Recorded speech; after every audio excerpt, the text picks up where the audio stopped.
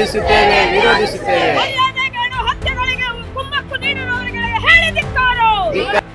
ಐಕ್ಯ ಆದ್ರೆ ಅಂದ್ರೆ ಏನರ್ಥ ಅಂದ್ರೆ ಒಡೆದು ಕೊಂದಾಕಿದ್ದೀವಿ ಬಸವಣ್ಣನ, ಹುಷಾರು, ನಿಮಗೂ ಈ ಗತಿ ಇದೆ. ಇನ್ನು ಬಸವಾದಿ ಶರಣರೇ ಬಿಟ್ಟಿಲ್ಲ, ನಾವು ಇನ್ನು ನಿಮ್ಮನ್ನು ಬಿಡ್ತೀವ ಅನ್ನುವಂಥದ್ದನ್ನ ಅವರು ತುಂಬಾ ಬಹಿರಂಗವಾಗಿ ಹೇಳ್ತಾ ಇದ್ದಾರೆ, ಅದನ್ನ ಮಾಡ್ತಾ ಇದ್ದಾರೆ. ಎಲ್ಲಿ ಅಂತರ್ಜಾತಿ ವಿವಾಹಗಳಾಗ್ತಾ ಇದೆಯೋ ಅವ್ರಿಗೆ ರಕ್ಷಣೆ ಕೊಡಬೇಕು ಅಂತಾನೂ ಇದೆ.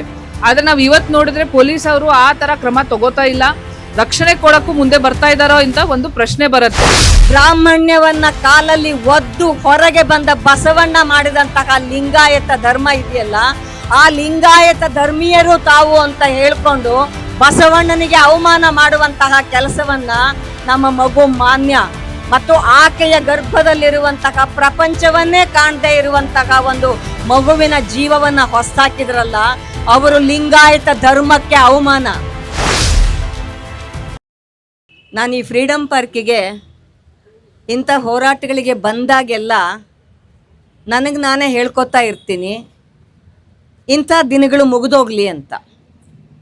ಫ್ರೀಡಮ್ ಪಾರ್ಕಿಗೆ ಫ್ರೀಯಾಗಿ ಬಂದು ಇಲ್ಲೊಂದು ಕಾಲದಲ್ಲಿ ಜೈಲಿತ್ತಂತೆ, ಆ ಜೈಲಲ್ಲಿ ಖೈದಿಗಳಿದ್ರಂತೆ, ಅದೀಗ ಸ್ವತಂತ್ರ ಉದ್ಯಾನ ಆಗಿದೆಯಂತೆ. ನಾವು ಸ್ವತಂತ್ರವಾಗಿ ಓಡಾಡ್ಕೊಂಡಿರೋಣ ಅಂತ ಹೇಳಿ ಆಸೆ ಪಟ್ಕೊಂಡು ಬಂದು ಹೋಗೋ ಅಂಥ ದಿನ ಬರಲಿ ಅಂತ ನನಗೆ ನಾನೇ ಹಾರೈಸ್ಕೊತಾ ಇರ್ತೀನಿ. ಫ್ರೀಡಮ್ ಪಾರ್ಕಿಗೆ ನಮ್ಮ ಪಾಡಿಗೆ ನಾವು ಬಂದು ಹೋಗೋದಲ್ಲ, ನನಗೆ ಇಷ್ಟಪಟ್ಟ ಒಬ್ಬ ವ್ಯಕ್ತಿಯನ್ನು ಮದುವೆ ಮಾಡಿಕೊಂಡು ನನ್ನ ಬದುಕನ್ನು ನಾನು ನಡೆಸ್ತೀನಿ ಅಂತ ಅನ್ನುವಂತಹ ಸ್ವಾತಂತ್ರ್ಯವೂ ಕೂಡ ಇಲ್ಲದೆ ಇರುವಂತಹ ಸ್ವತಂತ್ರ ಭಾರತದಲ್ಲಿ ನಾವಿದ್ದೀವಿ. ದೇಶಕ್ಕೆ ಸ್ವತಂತ್ರ ಬಂದಾಯಿತು 77-78 ವರ್ಷ. ಸಂವಿಧಾನ ಯಾವ ಬಾಬಾ ಸಾಹೇಬ್ ಅಂಬೇಡ್ಕರ್ ಅವರ ನೇತೃತ್ವದಲ್ಲಿ ಸಂವಿಧಾನ ರಚನಾ ಸಭೆ ನಮಗೆ ಸಂವಿಧಾನವನ್ನು ಕೊಡ್ತಲ್ಲ, ಆ ಸಂವಿಧಾನ ಯಾವ ಜಾತಿ, ಲಿಂಗ, ಧರ್ಮ ಯಾವುದೇ ಒಂದು ವ್ಯತ್ಯಾಸ ತಾರತಮ್ಯ ಇಲ್ಲದೆ ಇರುವಂತಹ ಸಮಾನವಾದ ಘನತೆಯ ಬದುಕಿನ ಅಧಿಕಾರವನ್ನು ಖಚಿತಪಡಿಸಿದಂತಹ ಸಂವಿಧಾನವನ್ನು ಒಪ್ಕೊಂಡಿದ್ದೀವಿ. ಆದರೆ ಇವತ್ತು ಆಗ್ತಾ ಇರೋದೇನು? ಅದರ ಜೊತೆಗೆ ಇನ್ನೊಂದು, ಈ ಒಂದು ಶ್ರೇಣೀಕೃತ ಜಾತಿ ವ್ಯವಸ್ಥೆ ಬೇಡ ಅಂತ ನಾವೆಲ್ಲ ಹೇಳ್ತಾ ಇರುವ ಸಂದರ್ಭದಲ್ಲಿ ಬ್ರಾಹ್ಮಣ್ಯವನ್ನ ಕಾಲಲ್ಲಿ ಒದ್ದು ಹೊರಗೆ ಬಂದ ಬಸವಣ್ಣ ಮಾಡಿದಂತಹ ಲಿಂಗಾಯತ ಧರ್ಮ ಇದೆಯಲ್ಲ, ಆ ಲಿಂಗಾಯತ ಧರ್ಮೀಯರು ತಾವು ಅಂತ ಹೇಳ್ಕೊಂಡು ಬಸವಣ್ಣನಿಗೆ ಅವಮಾನ ಮಾಡುವಂತಹ ಕೆಲಸವನ್ನ ನಮ್ಮ ಮಗು ಮಾನ್ಯ ಮತ್ತು ಆಕೆಯ ಗರ್ಭದಲ್ಲಿರುವಂತಹ ಪ್ರಪಂಚವನ್ನೇ ಕಾಣದೇ ಇರುವಂತಹ ಒಂದು ಮಗುವಿನ ಜೀವವನ್ನ ಹೊಸದಾಕಿದ್ರಲ್ಲ, ಅವರು ಲಿಂಗಾಯತ ಧರ್ಮಕ್ಕೆ ಅವಮಾನ. ನಾನಿವತ್ತು ಬೆಳಗ್ಗೆ ಒಂದು ಗುಂಪಲ್ಲಿ ತುಂಬ ಜನ ಲಿಂಗಾಯತರೆಲ್ಲರೂ ಇರುವ, ಲಿಂಗಾಯತರು ಅಂತ ಕರ್ಕೊಳ್ಳುವ, ಶರಣರು ಅಂತ ಹೇಳುವಂತಹ ಒಂದು ದೊಡ್ಡ ಗುಂಪಲ್ಲಿ ಯಾವುದೋ ಕಾರಣಕ್ಕಾಗಿ ನಾನು ಇದ್ದೀನಿ, ಅಲ್ಲಿ ಹಾಕಿದೆ. ಪೂಜ್ಯರಾದವರೆಲ್ಲ ಇಲ್ಲಿದ್ದೀರಿ, ಲಿಂಗಾಯತ ತಾನು ಅಂತ ಹೇಳ್ಕೊಂಡು ಮಾನ್ಯ ಮತ್ತು ಮಾನ್ಯಳ ಗರ್ಭದಲ್ಲಿರುವ ಮಗುವಿನ ಜೀವವನ್ನು ಹೊಸಕ್ಕೆ ಹಾಕಿದ್ದನ್ನು ಖಂಡನೆ ಮಾಡಿ ಒಂದು ಸ್ಟೇಟ್ಮೆಂಟ್ ಕೊಡಿ ಅಂತ ಈಗ ಮಲ್ಲಿಗೆ ತೋರಿಸ್ತಾ ಇದ್ದೆ. ಅದರಲ್ಲಿ ಲಿಂಗಾಯತರು ಅಂತ ಕರ್ಕೊಳ್ಳೋರು ಯಾರು ರಿಯಾಕ್ಟೇ ಮಾಡಿಲ್ಲ, ನೋಡು ಮಲ್ಲಿಗೆ ಅಂತ. ಅಂದರೆ ಇಂತಹ ಒಂದು ಅಪಸವ್ಯಗಳ ಮಧ್ಯೆ ನಾವು ಬದುಕ್ತಾ ಇದ್ದೀವಿ. ಹೆಣ್ಣಿನ ಜೀವಕ್ಕೆ ಬೆಲೆ ಇಲ್ಲ, ಯುವಜನರ ಆಯ್ಕೆ ಸ್ವಾತಂತ್ರ್ಯಕ್ಕೆ ಬೆಲೆ ಇಲ್ಲ. ಹಾಗಾಗಿ ಈ ಘೋರ ಸಮಾಜ ಇದೆಯಲ್ಲ, ಇದು ಬದಲಾಗಬೇಕು.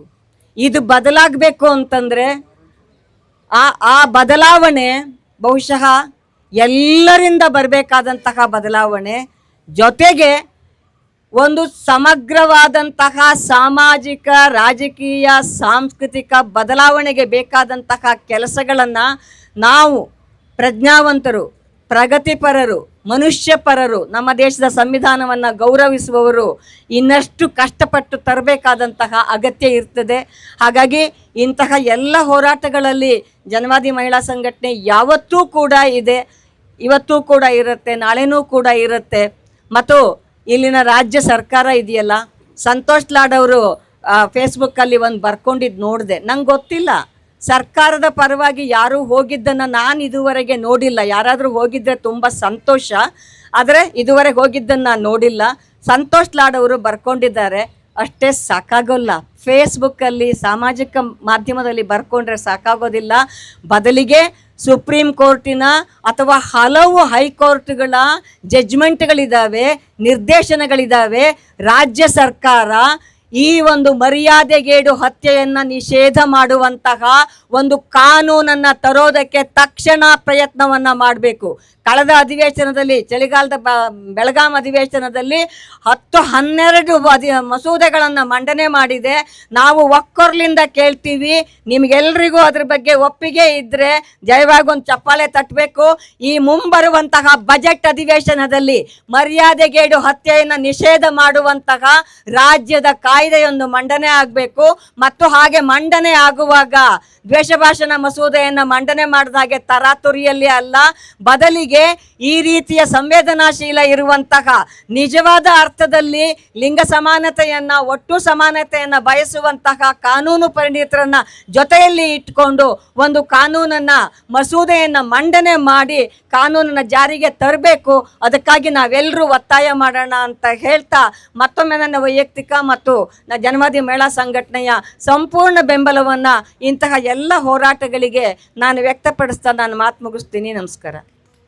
ನೋಡಿ, ಈ ಜಾತಿ ಧರ್ಮದ ಹೆಸರಲ್ಲಿ ಈ ಘಟನೆ ನಡೆದಿದೆ ಅಂದರೆ ಅದು ಹುಬ್ಬಳ್ಳಿಯಲ್ಲಿ, ಅದು ನಮ್ಮ ರಾಜ್ಯದಲ್ಲೇ, ಉತ್ತರ ಪ್ರದೇಶ ಅಲ್ಲ, ಬೇರೆ ಬಿಹಾರಲ್ಲ, ಅದು ನಮ್ಮ ರಾಜ್ಯದಲ್ಲೇ ನಡೆದಿದೆ ಅಂದರೆ ಇದು ಬಹಳ ಒಂದು ನೋವಾಗೋ ಒಂದು ಸಂಗತಿ, ಖಂಡನೀಯವಾದಂಥ ಒಂದು ಸಂಗತಿ. ನಾವು ಯಾರೂ ಅಪ್ಲಿಕೇಶನ್ ಹಾಕಿ ಹುಟ್ಟಲ್ಲ, ನಾನು ಈ ಜಾತಿ, ಈ ಧರ್ಮ, ಈ ಲಿಂಗ ಆಗಿ ಹುಟ್ಟಬೇಕು ಅಂತ. ನೋಡಿ, ಇದೊಂದು ಪುರುಷ ಪ್ರಧಾನ ಸಮಾಜ. ಜಾತಿ ಧರ್ಮದ ಹೆಸರಲ್ಲಿ ವಿಷ ಬೀಜವನ್ನು ಬಿತ್ತುತ್ತಿದ್ದಾರೆ, ನಮಗೂ ಸಹ ಗೊತ್ತಿದೆ. ನಾನು ಒಬ್ಬ ಮಹಿಳೆಯಾಗಿ,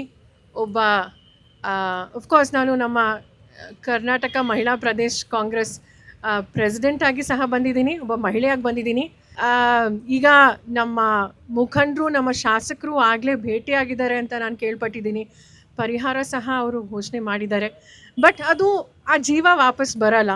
20 ವರ್ಷದ ಒಬ್ಬ ಗರ್ಭಿಣಿ ಮಹಿಳೆಗೆ ಸ್ವಂತ ತಂದೆ ಜಾತಿ ಹೆಸರಲ್ಲಿ ಕೊಲ್ತಾರೆ ಅಂದರೆ ನಿಜವಾಗ್ಲೂ ಇದು 2020ರಲ್ಲೂ 25ರಲ್ಲೂ ಈ ರೀತಿ ಘಟನೆಗಳು ಎಲ್ಲೋ ಒಂದು ಕಡೆ ನಾವು ಯಾವ ದಿಕ್ಕಲ್ಲಿ ಹೋಗ್ತಿದ್ದೀವಿ ಅಂತ ನಾವು ಆಲೋಚನೆ ಮಾಡಬೇಕು. ಈ ವಿಷಯ ಸಂಬಂಧಪಟ್ಟಿದ್ದು ಇದರಲ್ಲಿ ಮೊದಲನೇದಾಗಿ ಎಲ್ಲರೂ ಹೇಳಿದ ಥರ ಯಾವುದೇ ಥರದ ಒಂದು ಮರ್ಯಾದೆ ಇಲ್ಲ ಇದರಲ್ಲಿ.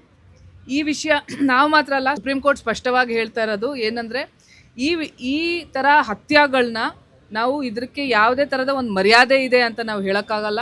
ಇದು ಒಂಥರ ಬಾರ್ಬ್ಯಾರಿಕ್ ಆ್ಯಕ್ಟ್ ಇದರದ್ದು.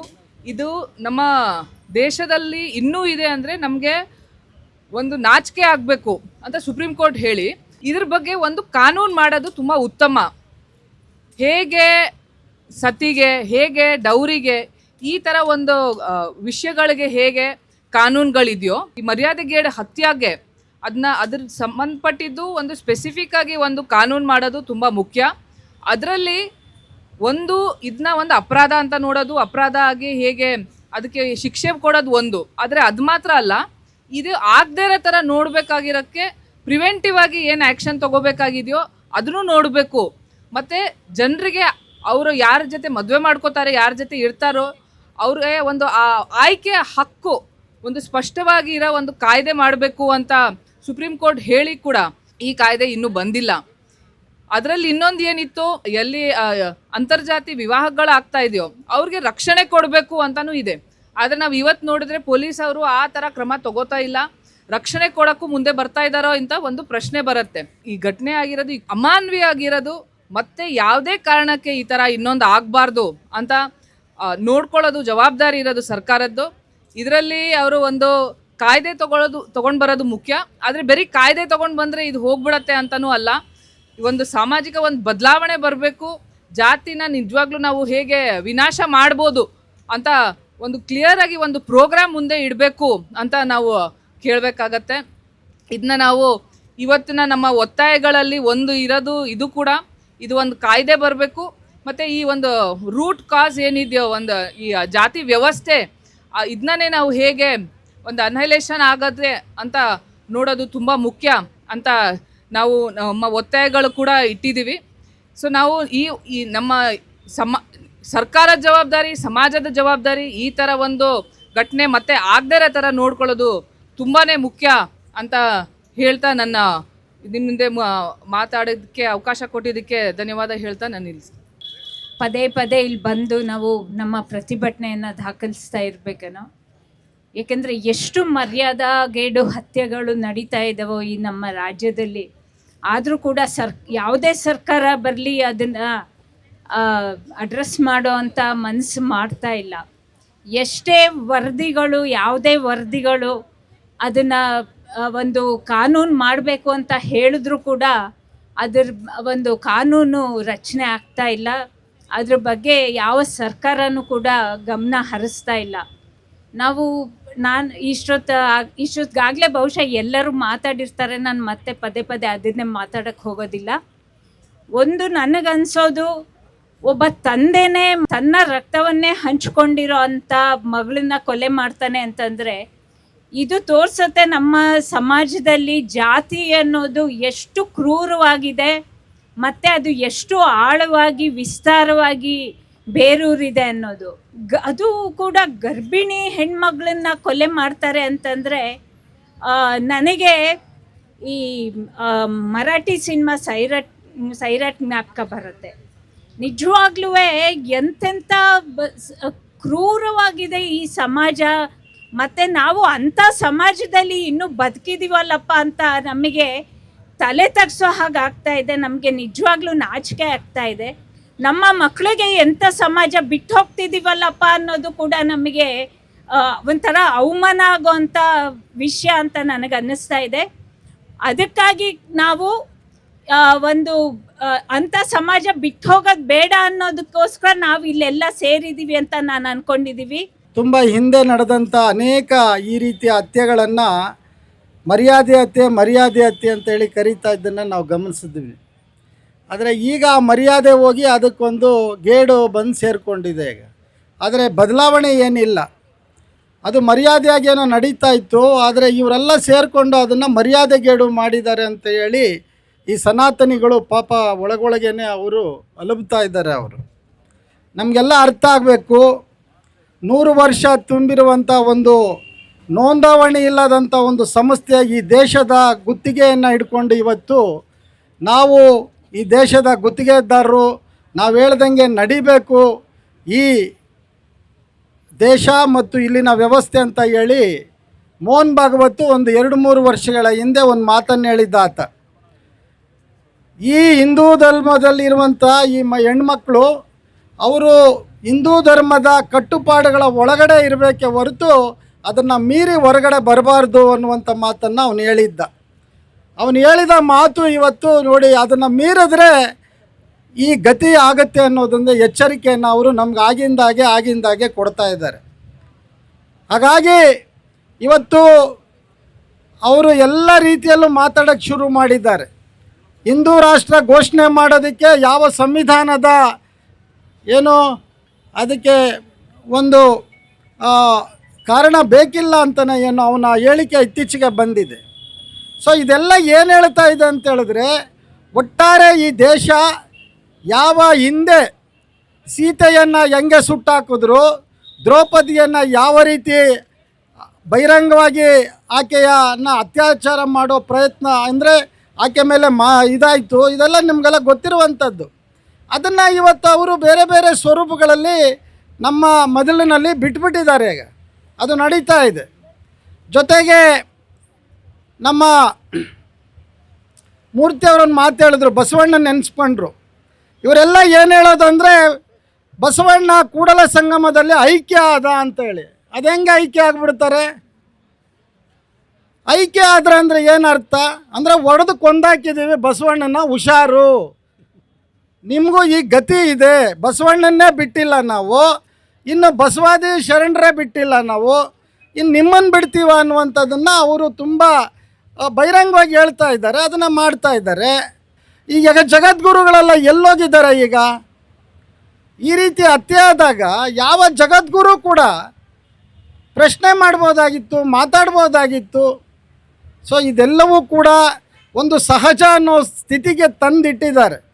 ಇದಕ್ಕೆ ಪ್ರತಿಭಟನೆ ಮತ್ತು ರಾಜಕೀಯ ಒಂದು ವಿಪ್ಲವ, ಅದು ಅಧಿಕಾರ ಹಿಡಿಬೇಕು ಅಂತ ಅಲ್ಲ, ಒಂದು ಪೊಲಿಟಿಕಲ್ ಸೆನ್ಸಿಬಿಲಿಟಿನ ನಮ್ಮ ಸಮುದಾಯಗಳಲ್ಲಿ ನಾವು ಉಂಟು ಮಾಡಬೇಕಾಗತ್ತೆ.